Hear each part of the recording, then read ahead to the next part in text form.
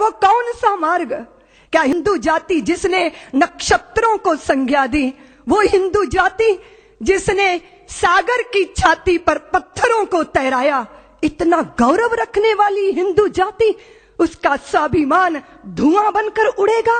ये वेदना में से राष्ट्रीय स्वयंसेवक संघ का जन्म हुआ। प्रचारकों ने अनवरत अपने जीवन को आहूत किया।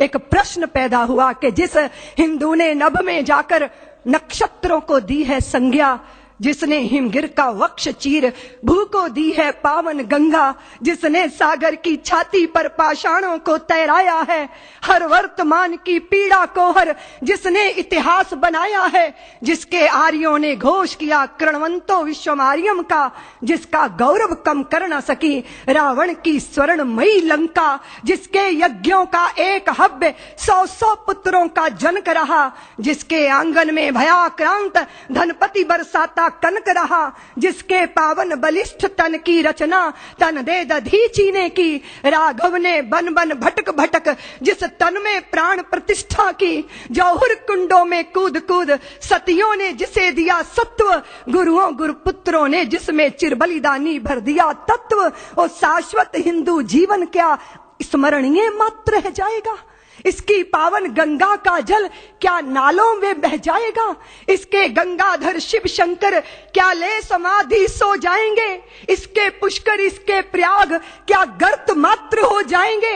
यदि तुम ऐसा नहीं चाहते तो फिर तुमको जगना होगा, हिंदू राष्ट्र का बिगुल बजाकर दानव दल को दलना होगा। इस वेदना में से, इस पीड़ा में से, मां भारती के लुटते स्वाभिमान और बिखरती अस्मिता की वेदना में से राष्ट्रीय स्वयंसेवक संघ का प्रादुर्भाव हुआ।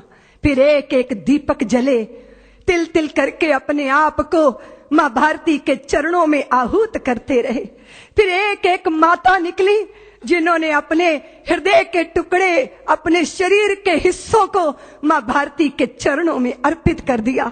फिर विद्यावती की वह परंपरा जीवंत हुई जहां भगत सिंहों को जन्म देने वाले, और फिर उसके बाद भगत सिंहों को फांसी के फंदों पर झूलते देखकर आंखों से आंसू बरसाने वाली माताओं की आंखों के आंसू देखकर लोगों ने संदेह व्यक्त किया।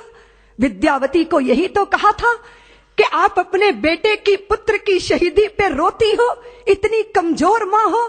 तो विद्यावती ने कहा, मैं अपने पुत्र की शहीदी पे नहीं रो रही, अपनी कोख पे रो रही हूं। कदाचित मेरी कोख ने एक और भगत सिंह को जन्म दिया होता तो मैं उसको भी देश के चरणों में अर्पित कर देती। फिर देश के अंदर तांता शुरू हुआ। माताओं ने अपने हृदय के पुष्प मां भारती के चरणों में अर्पित करना प्रारंभ किया। और प्रचारक जीवन को अपना के व्यक्तिगत परिवार कुछ नहीं, परिवार सारा राष्ट्र परिवार है।